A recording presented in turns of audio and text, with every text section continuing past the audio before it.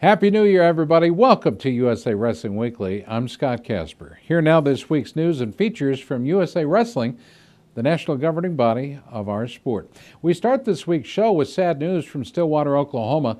Late last week, USA Wrestling and the international wrestling community received the news that wrestling legend Myron Roderick had passed away on December 28th at the age of 77. Roderick was one of the most influential figures in American wrestling history, a man who had an amazing impact as an athlete, college coach, administrator, and visionary. His life has impacted so many people within the sport, and his passion for wrestling has truly made a difference.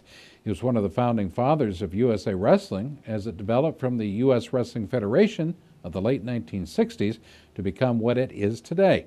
From 1969 to 1974, he served as the USWS Executive Director, setting the foundation for the organization, which later evolved into what we know today as USA Wrestling, the national governing body of our sport.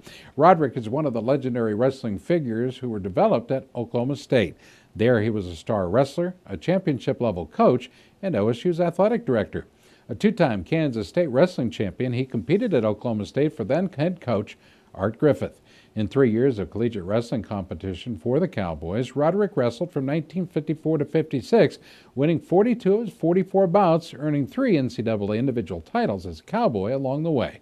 He continued his athletic career in 1956 at the Olympic Games in freestyle wrestling, losing a split decision to the eventual Olympic champ. In 1957, at the age of 23, Roderick assumed the reins as Oklahoma State's head coach. He became the youngest coach in any sport to guide a team to an NCAA title. His squads dominated the collegiate wrestling scene for 13 years, winning 7 NCAA team championships, 13 Big 8 titles, and amassing an amazing 140, 10, and 7 dual meet record. In total, Roderick produced 20 individual NCAA champions and 3 Olympic gold medalists. A man of many talents and passions, Coach Roderick also served as the head coach of the Cowboy tennis program. From 1958 to 1967, his tennis teams claimed a record 105 wins and 23 losses, along with a tie. His teams accumulated 6 conference titles during his tenure. Roderick left the coaching profession when he took on his leadership role to direct the USWF program. In 1983, though, he returned to OSU as its athletic director. He guided the program for 7 years from 1983 to 1990. And under his direction, OSU teams won more than 30 Big 8 titles, as well as 4 NCAA championships. Roderick was highly revered by his fellows as they bestowed upon him 2 of the sport's highest amateur wrestling awards. In 1971, he won Man of the Year, and another tip of the cap came when he was inducted as a distinguished member into the charter class of the National Wrestling Hall of Fame. Roderick completed his professional career by serving as president of the National Hall from 1991 to 2004. He was instrumental in helping the Hall of Fame grow in size, prestige, and influence, expanding the scope of its mission to preserve the history of our sport and showcase the sport's legends. The National Wrestling Hall of Fame and Oklahoma State plan to organize a memorial service in tribute to the life of Myron Roderick. Of course, we'll bring that story to you in future episodes of our show. USA Wrestling Executive Director Rich Bender gives his perspective on the life and legacy of a wrestling legend, Myron Roderick. You know, Myron just was a legend to a lot of people, and I think the wrestling community took a big hit when Myron passed, and man, the sport and the organization in particular will be forever grateful to Myron Roderick for his vision and his leadership to really establish USA Wrestling early on, and we wouldn't be here today if it wasn't for Myron Roderick. Northwestern's Welsh Ryan Arena was again the site for the annual showcase that is known as the Craft Midlands Championships. Iowa cruised to its 22nd Midlands team title when it put 5 wrestlers into Friday night's championship finals. The highlight for the Hawkeyes was Matt McDonough's championship performance at 125 pounds. McDonough bested Virginia Tech's Gerard Garnett by fall to give Coach Tom Brands his only individual champion. We caught up with both 2-time All-American Matt McDonough following his victory, as well as Iowa coach Tom Brands. You always got to be thinking about the next thing. I've always said point scoring takes care of itself if you're wrestling hard, and that's what I went out there trying to do. Just wrestled hard, and not worrying about the points. We left a lot of points tonight off the board when you go 1 for 5 in the finals. So there's some positive. Mike Kelly wrestles hard. He's 5th. You know, we gotta tell you what, we gotta slam the door all the way. It's not something where you can leave unfinished business on the table. I mean, that's tough to swallow. Iowa outdistanced second-place Northwestern, scoring an amazing 152 points, while the host Wildcats scored 101.5. The runner-up finish was the best in school history for Northwestern. Oklahoma followed in third with 93.5 points. Kevin Dresser's Virginia Tech checked in with fourth and 76.5 points of their own, and Illinois rounded out the top five with 72 points. Now, while the golden anniversary of the Midlands Championship is just under a year away, there were plenty of performances in Evanston that were indeed golden. Well, in the finals, Oklahoma sophomore Kendrick Maple surprised many by winning the championship at 141 pounds when he beat top-seeded and top-ranked Montel Marion of Iowa. Maple used a first-period takedown and a strong ride to neutralize Marion's determined offense. Now, throughout the course of the tournament, Maple scored 74 points in 6 bouts, earning 4 major decisions and a tech fall. We talked to Maple. Just like my coaches said, going there, wrestle every match to my skills and where I want to be at. So it was really no change. So this was a great tournament. It definitely pointed out some weaknesses and some strengths. So I just know what I need to work on now, and had great opponents. Montel Marion's a great opponent. Maple was voted the tournament's outstanding wrestler and was voted the recipient of the Champion of Champions Award, voted on by the champions of the Midlands. In addition, Maple was selected as the Mat.com Wrestler of the Week for his outstanding performance. Now, Virginia Tech's 133-pound sophomore Devin Carter turned in a stellar performance on his way to the championship title that he claimed. Carter topped Iowa's Tony Ramos in a 6-4 overtime thriller. Carter and teammate Peter Yates helped lead the Hokies to their best Midlands finish in school history, while redshirting teammate Garnett gave Dresser's squad 3 finalists. Carter talked about his first Midlands title. Just it's good practice to get used to a national style tournament. This is the closest tournament you can get to nationals. You got 3 matches the first day, and they're all tough, and they just gradually gets harder. And then second day, you got to keep your weight down, you got to get your weight off, and then you come back and you got to be feeling good. I mean, it's the closest you can get to nationals, so it's good practice. Helping lead Edinburgh to a 6th-place finish was 197-pound champion Chris Honeycutt. The returning All-American was dominant all the way through the tournament and topped Penn's Micah Burak in the finals. I mean, I watched one of my good friends, Dustin Kilgore, win nationals, and he moved up a weight, and I thought he was crazy for doing so, but I'm good friends with Kilgore. We grew up together probably from like 2nd, 3rd grade all the way till high school before I moved to Massachusetts for a couple of years, and I worked out with him at Kent a couple of times, and I bounced my ideas off my high school coach, obviously my college coach, and him, and he said I felt real strong, and it would be a good idea. One of the special things about the Midlands over the years have been the multitudes of post-collegians who have come back to the tournament to give it one more go. The 49th edition of the Midlands saw 2 wrestlers claim titles following their collegiate careers. American graduate Steve Fittery returned to Evanston after last year's huge snowstorm that paralyzed the East Coast, keeping him from a repeat of the year's prior performance. Fittery captured the championship at 157 pounds, while Purdue grad and current Notre Dame College assistant coach Jake Pataxel earned top honors at 149. I'll wrestle in open tournaments. I'm not planning on doing any freestyle. I'm getting married soon, as you probably heard over there, and trying to be a good coach and a good husband and being the best wrestler in the world is kind of one of my past hobbies that I think I'm done with. So I think we're doing a great job. We have some individuals who are doing really well. We're revving up for the postseason. Teague's real excited about it. He's a fireball of energy. While Pataxel scored the most team points of any individual wrestler with 28.5, his trademark tilt was on display in the finals victory over Rutgers top-seeded Mario Mason. A third-generation Boilermaker, it was Pataxel's first Midlands championship in 6 tries. We talked to the very happy young man. This tournament's, definitely a milestone. I always consider it the second best, but at the same time, you get a lot of upsets at these tournaments, where you won't see that so much as the national tournament. Here, it just seems like people fight a little bit more. In the national tournament, they almost go into their seeds almost as a place. Here, you won't see that happen as much, Well, over the years, the Midlands Championships have been the proving ground for athletes who go on to win world and Olympic medals for the United States. One of the individual champions this year used the tournament to prepare for April's U.S. Olympic team trials in Iowa City, Iowa. Gerard Trice, who's taking an Olympic redshirt year from Central Michigan, won the 285-pound title when he defeated Iowa's Big Bobby Telford in the championship bout. Trice qualified for the U.S. Olympic team trials with his performance at the New York AC in November. Host Northwestern had two individual champions of their own. Leading the Wildcats to its best finish ever was 157-pound star Jason Welch, who beat Ganbayar Sanja of American. Meanwhile, Lee Munster earned the title at 174 pounds with a huge win over the always tough Ethan Lofthouse of Iowa. The other individual champ was Lehigh's 184-pound Robert Hamlin, who turned in a stellar finals performance over Central Michigan's Ben Bennett. Hey, don't go anywhere. There's more USA Wrestling Weekly when we return. Stay tuned.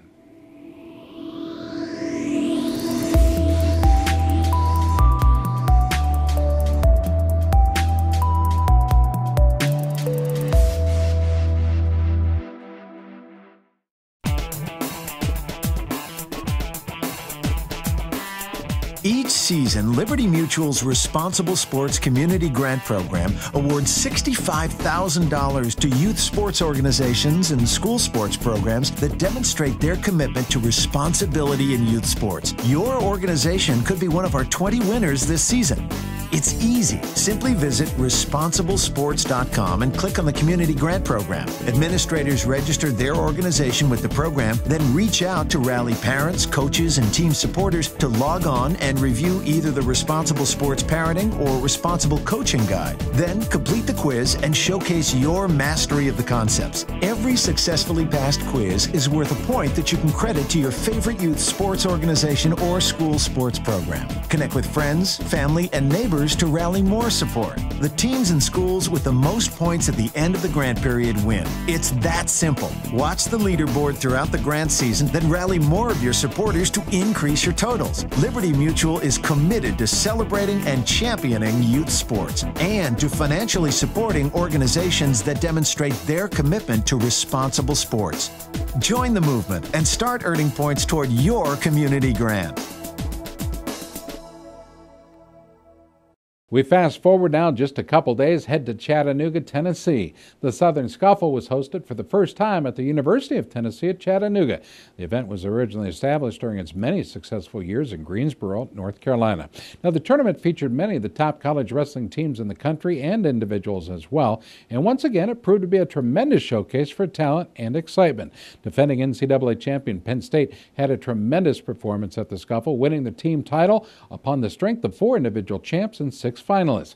The Nittany Lions scored 191.5 points, followed by Minnesota, who took second with 177.5 points. Missouri took third with 136, and Cornell finished in fourth with 130 points. Now, perhaps the biggest star at the event was 2011 NCAA runner-up David Taylor, who won the 165-pound title. Also, he won the Outstanding Wrestler honors. Taylor won 5 bouts, including 3 pins, a tech fall, and a major decision on the way to the title. Currently ranked number 1 in the country, Taylor earned his title when he pinned Minnesota's 10th-ranked Cody Yan at 2 minutes 34 seconds of the bout. For his work, Taylor was also named the Big Ten Wrestler of the Week. The other 3 Nittany Lion champions include All-Americans on last year's NCAA championship roster: Frank Molinaro at 149 pounds, Ed Ruth at 174 pounds, and national champion for Penn State Quentin Wright at 184 pounds. We go inside the scores. Top-ranked Molinaro defeated Dylan Ness of Minnesota with a powerful 9-1 major decision for his first Scuffle title. The finals at 74 featured 2 Penn State wrestlers. With a 6-3 score, Ed Ruth defeated his teammate Matt Brown in the finals. Ruth boasted 3 pins, a tech fall, and a major decision. With a 10-3 score, Quentin Wright won his first Scuffle crown by defeating Cornell All-American Steve Bozak in the finals. Like Taylor and Ruth, Wright had 3 pins in the tournament. 2-time NCAA champion Kyle Dake of Cornell went home with the 57-pound title when he beat Penn State redshirt freshman Dylan Alton 3-0 in the finals. Runner-up Minnesota was led by 125-pound star Zach Sanders, along with great performances from 2 other individual champs. Chris Dardanes turned in a strong performance, 133 pounds, and 285-pound strongman Tony Nelson grabbed his title as well. Other champions include Oregon State's Michael Mangrum at 141 pounds and Missouri's Brent Haynes at 197 pounds. A big congratulations to our friends at UTC for their effort to continue the legacy of this great event. Well, as you know, wrestling is a winter sport in American high schools, and there's a long tradition of hosting holiday wrestling tournaments each December. All across the nation, during a time of the year when friends and family spend moments together, high school gymnasiums are filled with athletes and fans for tournaments. On December 29th, USA Wrestling Weekly visited the 2011 Rahway Holiday Tournament in Rahway, New Jersey. Now a talented freestyle wrestler, Darian Caldwell, the exciting NCAA wrestling champ for North Carolina State University, he attended Rahway High School. He was the state champ there. The school is also home for Antonio Garay, an NCAA All-American heavyweight wrestler for Boston College and a New Jersey state champion himself. Garay currently plays in the NFL as a defensive tackle for the San Diego Chargers. The school has a deep and rich sports history.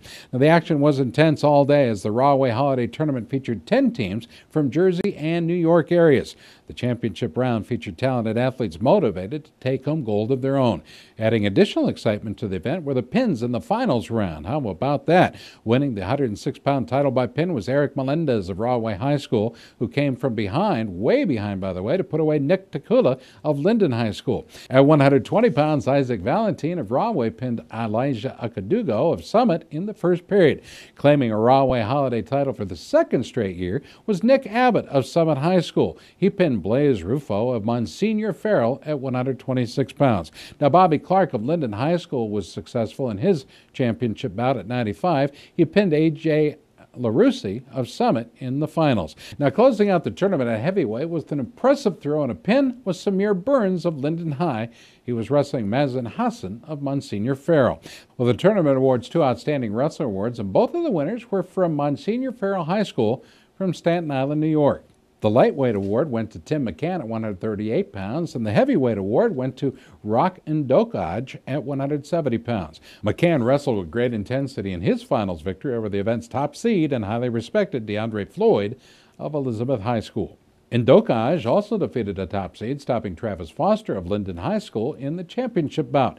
Winning the team title with 5 individual champs and 8 finalists was Monsignor Farrell, one of the top programs from New York City.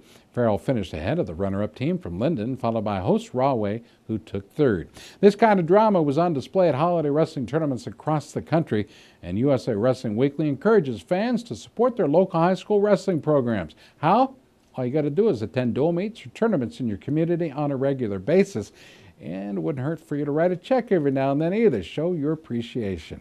More good news now as 2008 U.S. Olympic wrestler and former USA Wrestling Executive Director Jim Shear is in the news. It was announced this week that Shear has been selected as the first commissioner of the National Collegiate Hockey Conference, a new Division I hockey conference that will start competition in the 2013-2014 season.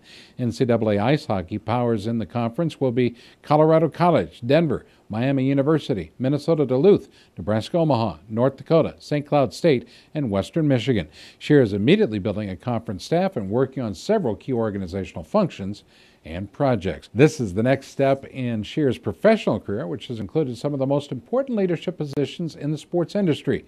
He served 10 years as executive director of USA Wrestling from 1990 to 2000, leading the organization to new levels of success both on and off the mat. The U.S. won the World Freestyle Team title in 93 and 95 under his leadership, the 1999 Women's World Team title, as well as the medal count at the 96 Olympic Games. His next position was with the U.S. Olympic Committee, where he served as its chief executive officer during almost a decade of service with the USOC. The U.S. Olympic team had some of its greatest Olympic performances during Shear's tenure, including records set at the 2002 Salt Lake City Winter Olympics, the 2004 Athens Summer Olympics, and the 2006 Torino Winter Olympics. As an athlete, Jim was an NCAA Division I champion for Nebraska in 1984. Then he went on to be one of the best freestyle wrestlers in the world. He won 3 world medals in freestyle and placed 5th at the 2008 Olympic Games in Seoul, South Korea, and has been inducted as a distinguished member of the National Wrestling Hall of Fame. USA Wrestling congratulates our friend Jim Shear on his new leadership position and recognizes him for all of his contributions to our sport and to the entire sporting community. Well, last week, our episode covered the top wrestling stories of 2011, celebrating a great year of competition and excitement in our sport. 2 of these major stories have also received national recognition among the nation's best sports videos of the year, including all the other sports on the planet.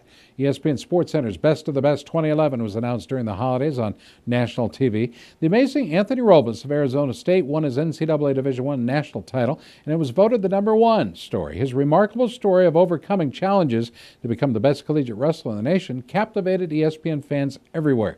Greco-Roman star Ellis Coleman's flying squirrel move at the 2011 Junior World Championships came in at number 3 on the list. Coleman unleashed this spectacular move on his opponent from Iran in Bucharest, Romania in July in a video seen by now more than 4.5 million people on YouTube. The fact that 2 of the top 3 best of the best selections came from American wrestling proves once again how exciting our sport can be. Hey, there's more coming up next. You're watching USA Wrestling Weekly. Stay tuned.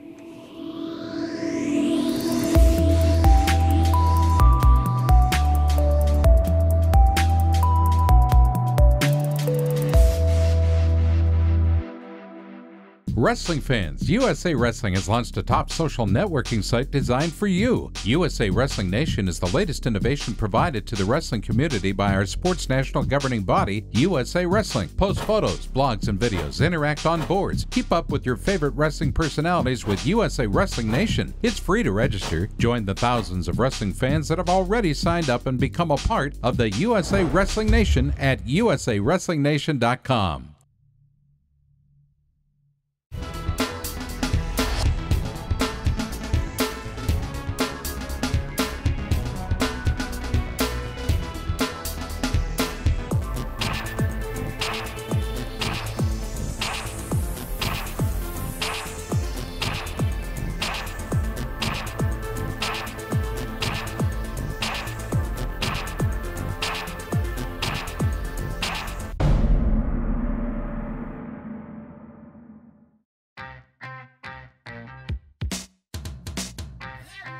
ASICS has been there.